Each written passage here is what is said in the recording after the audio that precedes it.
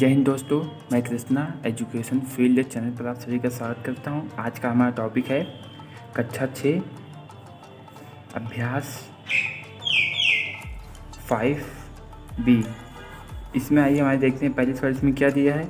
निम्नलिखित को बीजगणितीय रूप में लिखिए। तो पहले हमसे क्या कह रहा है कि 6 और यक्स का योगफल, मतलब 6 और यक्स का योगफल अर्थात 6 प्लस यक्स, तो क्या हो जाएगा हमारा 6 प्लस एक्स हो जाएगा इसका योगफल। दूसरी वाली हमसे क्या कह रहा है कि यक्स में से 7 घटाने पर, किसमें से, यक्स जो है इसमें से 7 हम घटाएंगे, तो ये यक्स में से 7 घटाने पर तो क्या यक्स माइनस 7, ठीक है। उसके बाद हमारा तीसरे नंबर सवाल हमसे क्या कह रहा है कि यक्स का 5 गुना, जो ये यक्स है हमारा इसका कितना 5 गुना, यहाँ पे इंटू मतलब मल्टीप्लाई का चिन्ह लगाएंगे तो हमारा क्या हो जाएगा यहाँ पे 5 यक्स, ठीक है। दोनों एक ही हो जाएंगे और इसका बीच यहाँ पे मतलब इसका मतलब होता है मल्टीप्लाई का चिन्ह, ठीक है। उसके बाद हमारा चौथा क्या जाए यक्स का 1/3। तो चौथी वाली सवाल आई देखते हैं क्या है यक्स का 1/3 मतलब यक्स का तीसरा भाग इस यक्स का, तो यहाँ पे लिखेंगे यक्स का 1/3 मतलब इस यक्स का 1/3 मतलब तीसरा भाग, और यहाँ पे का मतलब मल्टीप्लाई क्या हो जाएगा हमारा यक्स बट्टे 3। देखिए यक्स का 3 भाग हो गया कि नहीं, यक्स का 3 भाग, ठीक है। उसके बाद देखते हैं दूसरे नंबर सवाल क्या दिया। निम्नलिखित कथनों को संख्याओं, बीजों तथा मूल संक्रियाओं के चिन्हों की सहायता से व्यक्त कीजिए। बीजों मतलब बीजगणितीय में A to Z तक, ठीक है। मतलब इसमें तो पहला क्या दिया है वृत्त का व्यास उसकी त्रिज्या का दूना होता है, ठीक है। वृत्त का व्यास बराबर त्रिज्या का जो व्यास है, ये जो त्रिज्या दिया है त्रिज्या का 2 गुना होता है, ठीक है। इस त्रिज्या के 2 गुना होगा तभी ये हमारा व्यास आएगा। तो व्यास को इंग्लिश में क्या कहते हैं डायमीटर। तो व्यास को इंग्लिश लिखेंगे D, इसको D से लिखते हैं। त्रिज्या को जो है रेडियस इसको R से लिखते हैं और इसको 2। अब यहाँ पे क्या है D बराबर 2R, ये हमारा हो गया। उसके बाद ये तो पहली थी, आइए देखते हैं दूसरे नंबर सवाल। इसमें क्या कह रहा है वर्ग का परिमाप उसकी एक भुजा का 4 गुना होता है।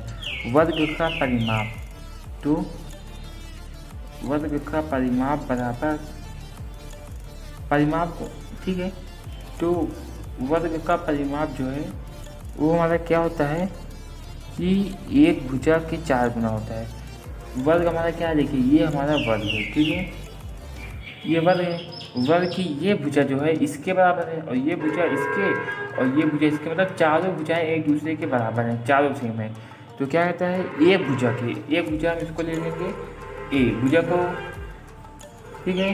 तो एक भुजा के कितने के 4 गुना है, तो एक भुजा के 4 गुना। तो परिमाप को हम किससे लिखते हैं P या यस से, पैरामीटर या फिर यस से। परिमाप को लिखेंगे यस बराबर 4 into a means R means भुजा, मतलब ये चारों ए हैं, ठीक है। तो ये हमारा फार्मूला हो गया। उसके बाद आइए देखते हैं तीसरी नंबर सवाल। तीसरी नंबर में हमारा क्या दिया है कि आयत का क्षेत्रफल, ठीक है, उसकी लंबाई और चौड़ाई का गुणनफल होता है। हम यहाँ पे लिखेंगे आयत का क्षेत्रफल,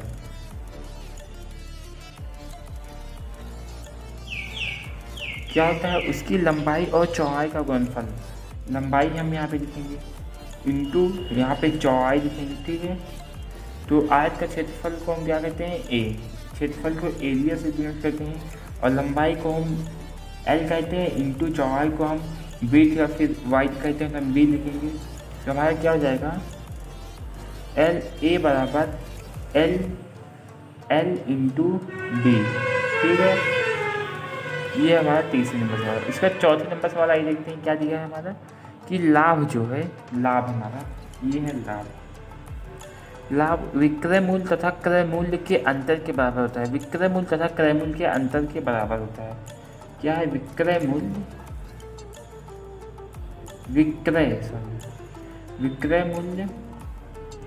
और क्रय मूल्य के अंतर, इन दोनों के अंतर मतलब माइनस के बराबर होता है क्या लाभ, इन दोनों का अंतर जो है इसके बराबर होता है। उसके बाद हमारे क्या दिया है जब विक्रय मूल्य का जब क्रय मूल्य से अधिक हो। और लाभ कब हमारा हो, जब ये दाम हमारा ज़्यादा होगा और ये कम होगा तभी हमारा लाभ होगा, क्योंकि हमने ये खरीदा 50 रुपये में, बेच दिया 70 रुपये में, तो 20 रुपये हमारा लाभ हो गया। तो वही है, ठीक है। तो लाभ को हम क्या लिखेंगे, प्रॉफिट। पी बराबर विक्रय मूल्य मतलब सेलिंग प्राइस, XP, और माइनस यहाँ पे लगाएंगे।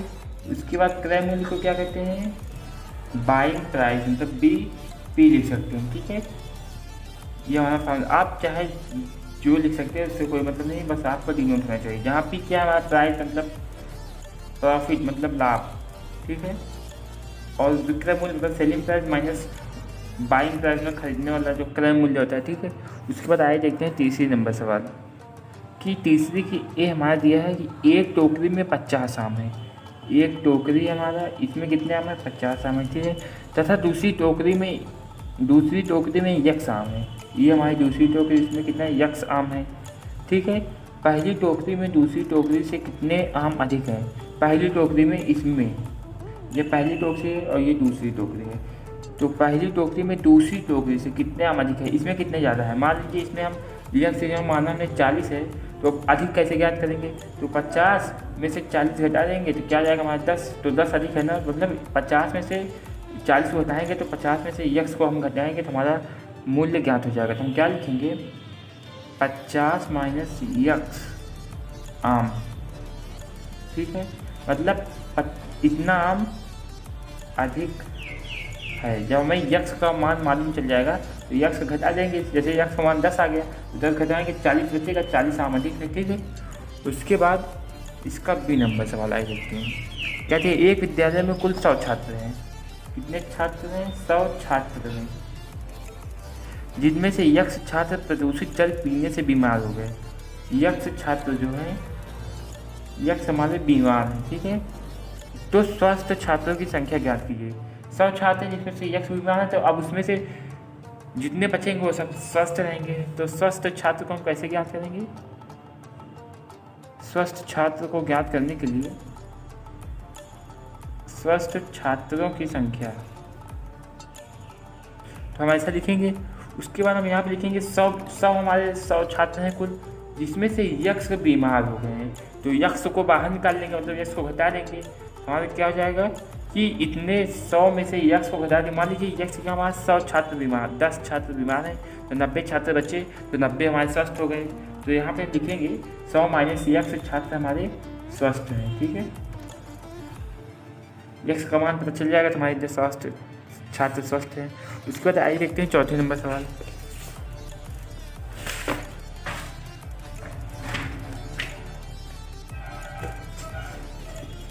तो यहाँ पर चौथे नंबर सवाल में हमारा क्या दिया गया है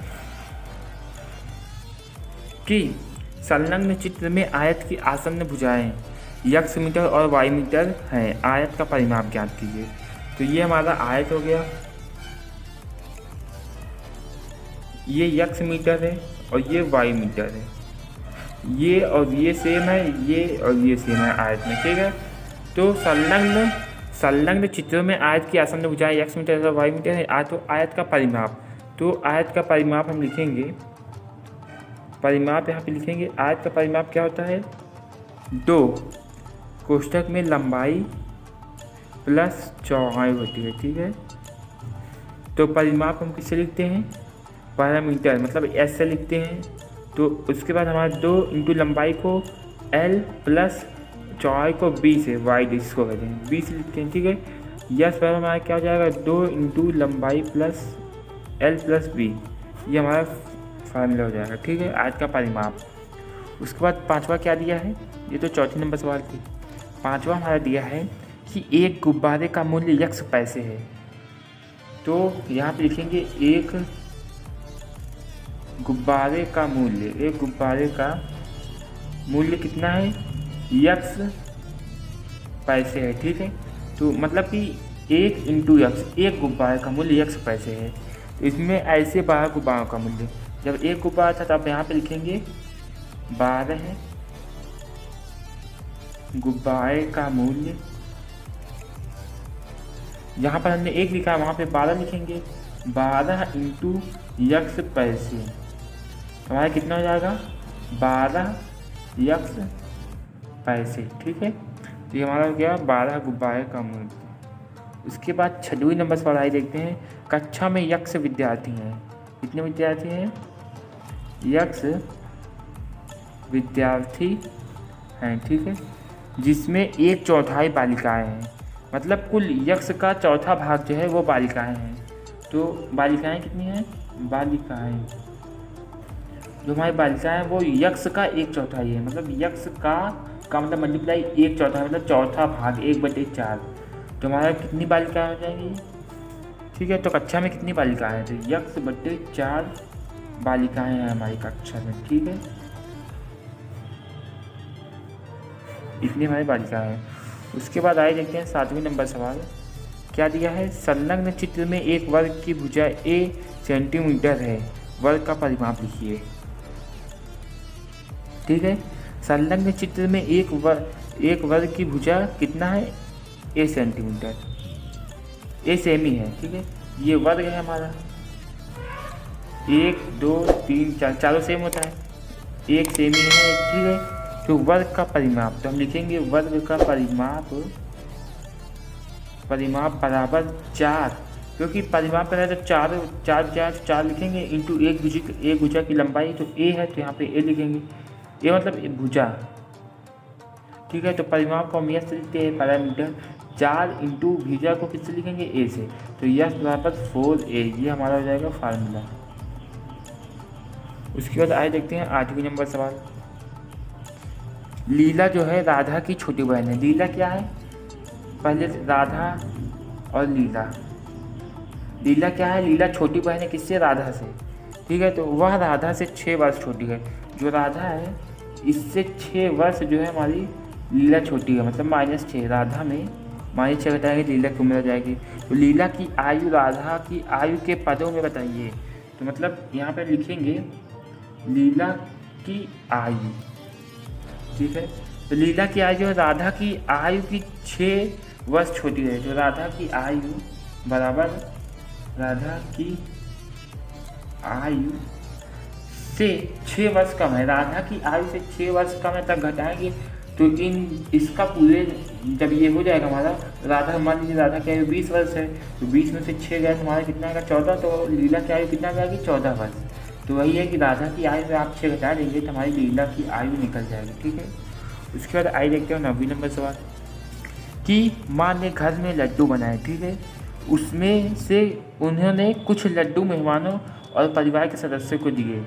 कुछ किया मान लीजिए हमने, उन्होंने मेहमानों और परिवारों को जो है दिए, तो मेहमानों और